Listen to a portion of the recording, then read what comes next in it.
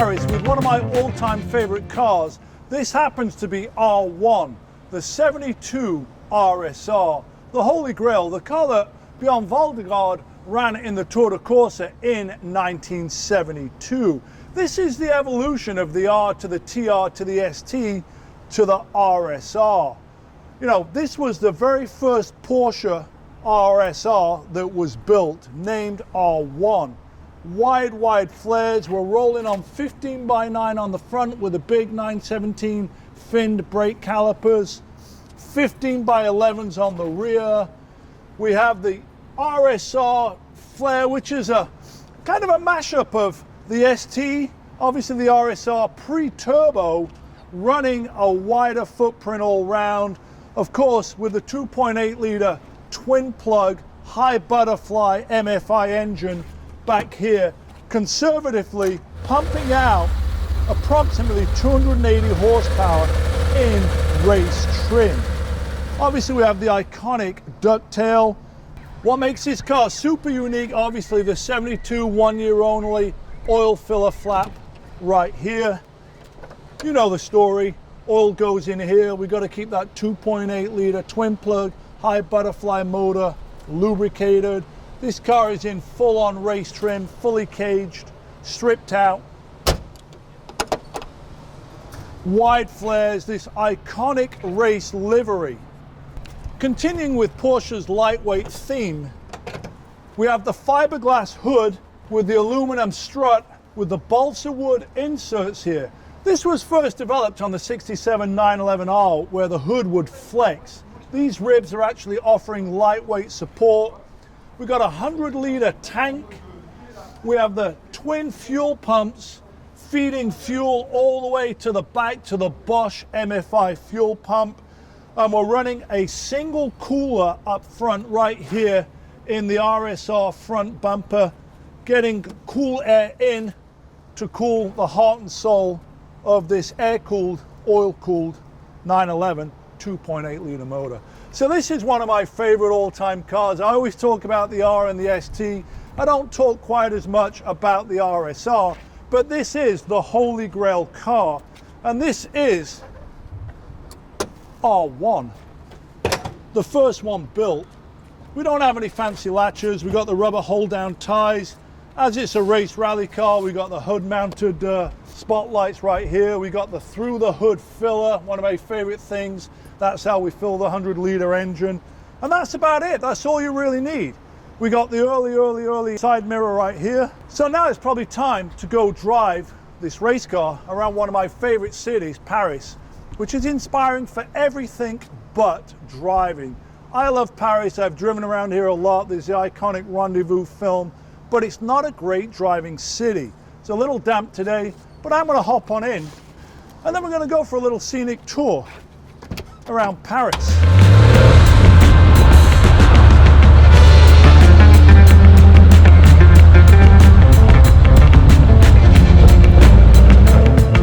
So like any 911 of this era, it's automatically familiar. Once you sort of remind yourself that you're in a rare piece of Porsche history and then forget about it, everything else is completely normal early 70s 911.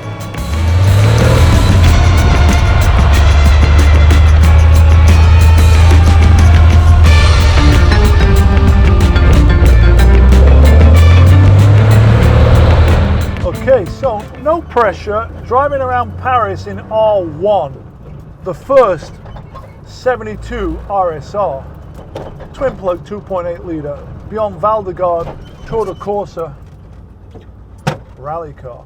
Bjorn didn't actually finish that rally, apparently he crashed out in it.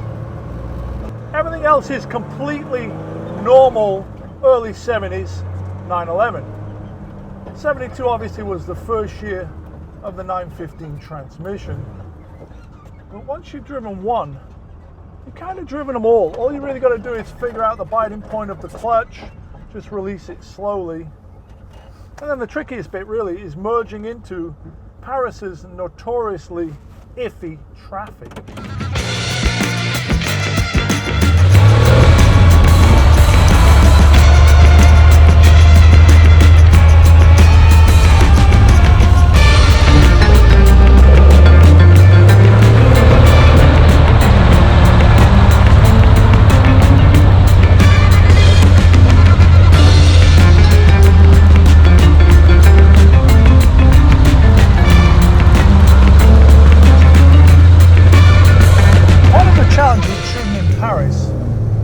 there's always the flow of traffic. You know, Parisians, they're not necessarily courteous, they don't necessarily let you in, so you just got to fight your way through.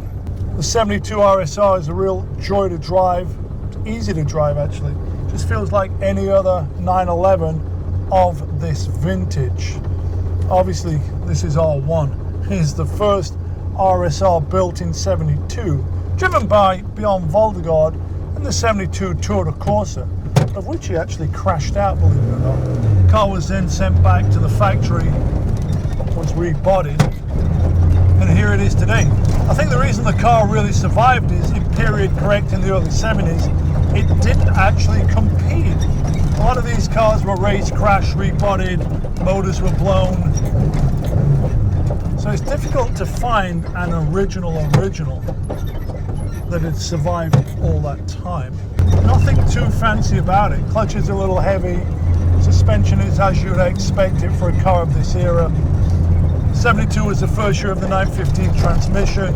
This one shifts really, really nice. Easy to modulate.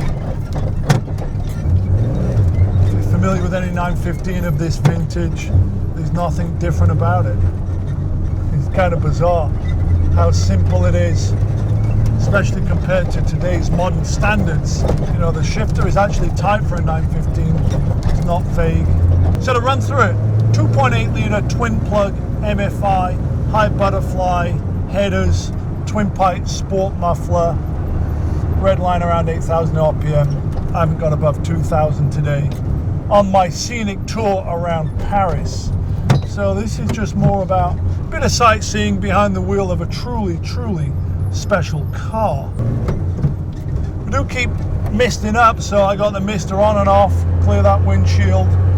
Been drizzling, just makes it more moody. You know, every time I come to Paris in January, it's always cold and damp.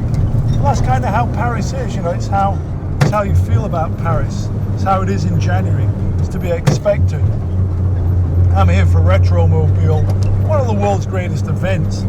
Yesterday I did the Outlaw Gathering over outside Hall 1. I probably signed stuff for over 6 hours. Never signed so many of my Nike 277 SB shoes as yesterday. And the French, the Parisians, obviously this is a global event, but majority of people that are here are French, Parisians, super passionate. You know, that's what I like about them. You know, they've got a zest for life and a lot of passion. You know, I call it Porsche passion. Share the memories, stories. Now we're coming up on another famous Parisian landmark. We've done the Eiffel Tower. We've done Arc de Triomphe. Now we're coming up on the Louvre.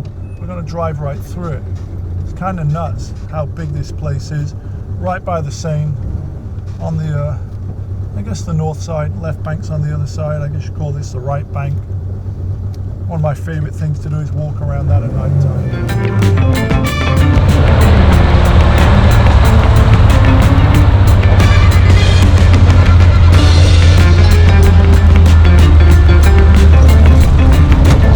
So cool that you can get to drive around all these iconic landmarks in Paris. Working our way up to the Sacré-Cœur.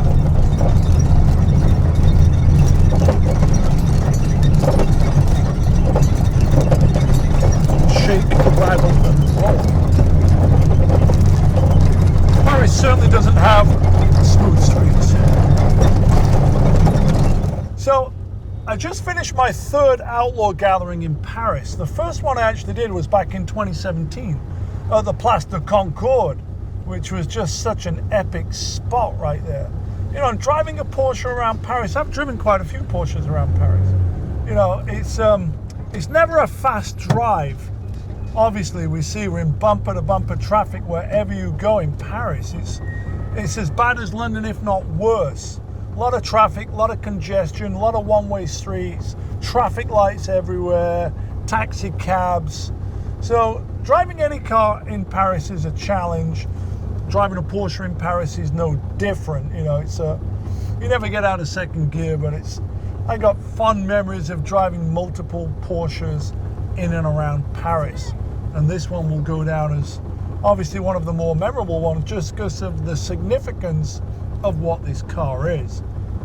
But I haven't gone out of third gear. I haven't got above 2,000 RPM, but it doesn't seem to matter.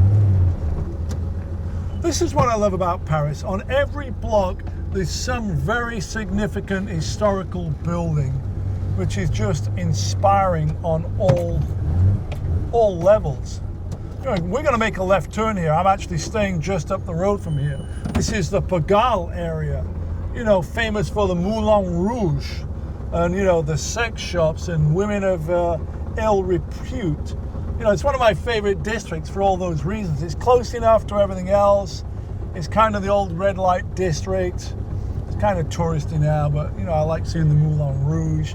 Ironically, there's a great street up here where there's a lot of really, really good guitar shops. So this is kind of like where I stay when I'm in Paris, actually. And what I love doing is walking into these cathedrals. I'm not a religious guy, but I love churches. And that's why we're headed up to the Sacré-Cœur. You know, Notre Dame gets all the glory. We've seen it under renovation after the tragic fire of 2019. But obviously, Notre Dame, it's been around since the 13th century. It's not going nowhere. But the Sacré-Cœur, you know, it's in the shadow of Notre Dame. But I actually prefer it to Notre Dame. Notre Dame is the big granddaddy of all churches. It's, you know, St. Paul's, it's St. Patrick's, it's Notre Dame. It's a major tourist attraction. But this one here is also quite impressive. Heading towards one of my favorite places in Paris, Sacré-Cœur, and the famous Basilica Cathedral on the top of the hill at Marmont. It's a very spiritual place, a lot of steps up there. The car guys, it's probably made famous by Claude Lerousse's epic film Rendezvous, shot in the early 70s with that iconic rip around Paris. Well, it's not even a chase scene, just a rip around Paris at nighttime. Supposedly shot from a Mercedes with the sound of a Ferrari engine dubbed over the top of it. Single camera, one shot, winding its way up the hill on the cobblestone streets. Driving around Paris in a race car is not about speed, because you're never going to get any speed. It's about memorable moments, the things that I always talk about, the things that I love about driving OPP, other people's Porsches. I always say, I don't have to own them to experience them. I could never own this car, the value of it's multi-million dollars. But I'm behind the wheel of it in Paris on a drizzly Saturday afternoon, about to end my homage to Rendezvous. It's not even a homage to Rendezvous. I'm just driving around Paris in the 72 RSR. Happens to be the first one, R1. It just happens to be where Claude Lerousse's epic film Rendezvous ended also. Saturday, midday, there'll be a lot of tourists up here. We'll see how much attention the RSR gets in its non-natural habitat. You've got to remember this car was built as a race car. It's a streetable race car now. And that's what's great about Porsches of all vintages, but especially the 70s.